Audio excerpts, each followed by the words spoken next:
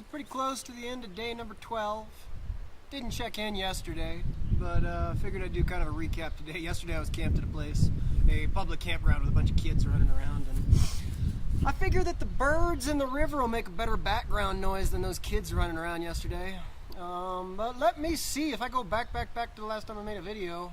Yesterday, woke up and did a 1 mile road walk to get to Doc Campbell's. Doc Campbell's is basically like a little roadside stop post that has been owned by the same family for I want to say about 80 years. I asked the lady who's working there, the owner, I said, do you know who Doc Campbell was? And she goes, yeah, that was my grandfather. And kind of told me the backstory on it. But yeah, walked in there. That was my resupply. I had sent a resupply box there because I'd been told that there's not a lot of food there, not a lot of hiker food for sale. Hindsight, I mean, now that I know about it, you could definitely do a full resupply there. Great hiker box. They've got an indoor area where you can kind of hang out. They've got Wi-Fi. They've got a place where you can charge electronics. They had showers and laundry. That was super nice. I always love a shower on trail. So I went in there, got a shower, did some laundry, ate some food, got some breakfast.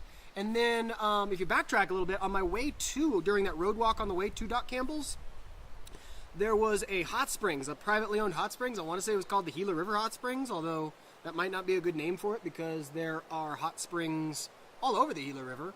But this one looked really nice, so I made a little note I might go back there. Hung out at Doc Campbell's for a couple hours, just kind of doing the chores of the trail. And then it started raining a little bit, and I didn't really want to go back to trail in the rain, so I backtracked back to those hot springs and hung out in the hot springs for the better part of a half hour. Really, really good choice. If you're hiking the trail, definitely check out those hot springs. If they had showers there, I actually would have stopped at the hot springs first, but is what it is. Hung out there, like I said, for about a half hour, give or take. Really enjoyed it. It's only $5 to soak in the hot springs there. And then came back to Doc Campbell's. Met three other hikers there. Three other hikers who I had passed on trail. Oakley, I don't know if I've mentioned her. She's from Australia. She's done Pacific Crest Trail. She came here doing, obviously, Continental Divide Trail. She hung out there at Doc Campbell's basically for the day, while I hung out for the day. And then two other gentlemen who I had met as well, they showed up. One of them had lost his hiking poles in the Gila River, which kind of sucks, but that is part of the trail, I guess. You fall in the river, you lose your hiking poles. Things could be a lot worse. So kind of rained a little bit off and on throughout yesterday, so I didn't feel particularly motivated to get back to trail right away. So waited until about 5 o'clock. That's when Doc Campbell's closes. And then Oakley and I, that's basically when it stopped raining. So then Oakley and I, we both did the road walk to get to the Gila cliff dwelling area. It was getting late in the day, kind of sprinkling off and on. The road walk wasn't too eventful, but it was cool to have somebody's company. Even though I like solo hiking, I think she does as well. It was cool to share the miles and just kind of reflect back on the last 220 miles that we've covered. She ended up taking the low route on the Gila River. I ended up heading towards the high route of the Gila River. And it's kind of funny, we were wandering around the visitor center. We both wanted to go to the Gila cliff dwellings yesterday. Couldn't really figure out where they were. Turns out they're like 3 miles away from the visitor center. So I backtracked, road walked on my way to get to the high route. And then I realized, oh, right around the corner is where the cliff dwellings are. So I walked up to the cliff dwellings, although that's a national monument, I guess. I think, hopefully I'm saying that right. And it had closed at 4 o'clock. There was a gate there. Didn't really care to be the guy jumping the fence. So I walked about a quarter mile back to where this public campground was. Upper Scorpion Campground. Nothing all that impressive. It's like I said, that's the place where I camped last night, where the kids were at. It's kind of loud. But I wrote a journal there. It was nice to have park benches there. Have been struggling with my air mattress. I tried patching it at Doc Campbell's. Tried patching it again when I got to the Scorpion Campground. And then as soon as I laid on it, still got a hole in it. I don't know what I'm going to do. I mean, I need a new sleeping pad. But it is 5 days until I get to the next Wi-Fi signal. And then I'll have to have it shipped ahead. So it's going to be basically 10 days. Where I'm not going to be sleeping very well at night. But that's just life. Things could be a lot worse. This morning, though, woke up, I kind of slept in because the cliff dwellings didn't open until 9 o'clock. So slept in until 8 o'clock. I was basically the first person into the cliff dwellings. Super amazingly, awesomely cool cliff dwellings. They were inhabited by the Mogollon people about 700 years ago. I wish I knew more about it, but really I was just kind of wandering around in absolute awe. Really well preserved. They're like in these... They're in these giant alcoves. I know, no doubt I'll put some of the footage overlapping this right here. Really incredible though. It's funny because I actually, in my last career, the last job I had, it was my job to bring people to an anthropological site called Hononki near Sedona, Arizona. And I like that tour, but I've done it so many times that I kind of lose the connection with what people are experiencing there, it being their first time there. So it was really magical for me to go into this cliff dwelling, the Gila River cliff dwelling, because I'd never seen it, and it really did give me a sense of awe and wonder. It was really beautiful, really, really cool. If you're on the trail, highly recommend going to the cliff dwellings. That was totally worth my time. So I spent about a half hour, maybe 45 minutes there, backtracked past Upper Scorpion Campground, Lower Scorpion Campground, and then went up on what is referred to as the Gila River High Route. I didn't really feel like splishy splashing in the river anymore. I had gotten enough out of that out of my system a couple of days ago. So by taking the high route, I avoided going to the river.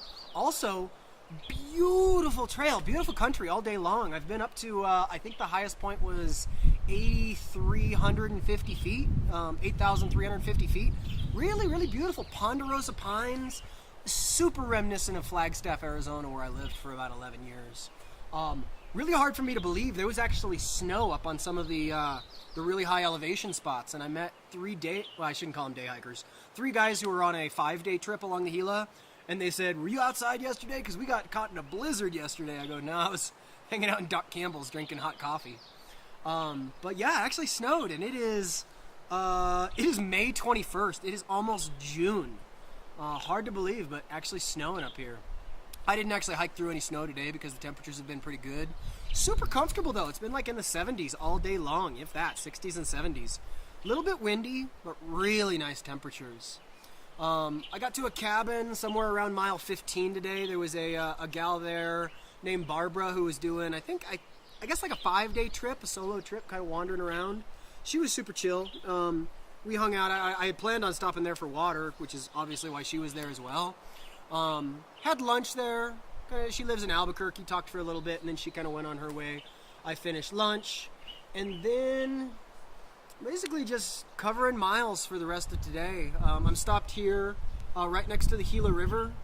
I'm actually not sure what I'm going to do from here because I've got, I guess I've got about 40 minutes before the sunset.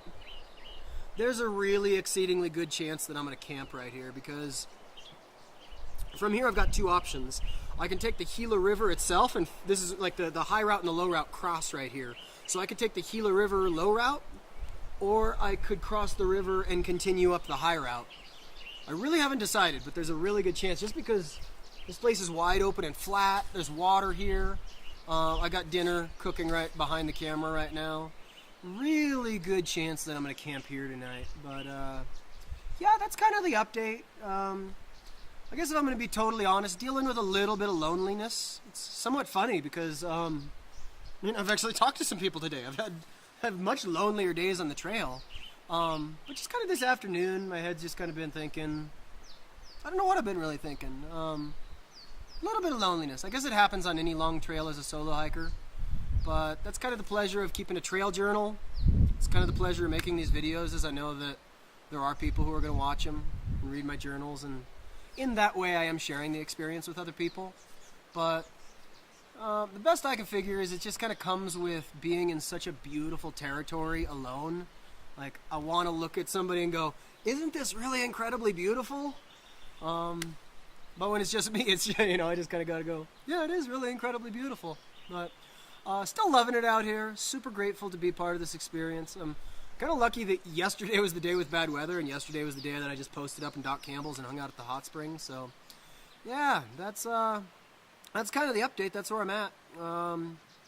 Not quite sure where else to go from there, so I'll probably cut it short. I know this video is already too long. I don't like them to go this long, but yeah, as always, I thank y'all for watching. Looking forward to checking in tomorrow because I actually don't know what I'm going to do tomorrow. If I'm going to go up that river or if I'm going to go up the high route.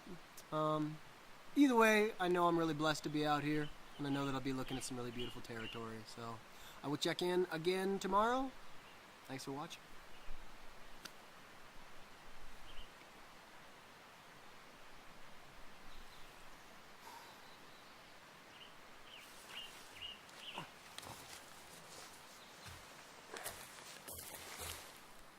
Command going.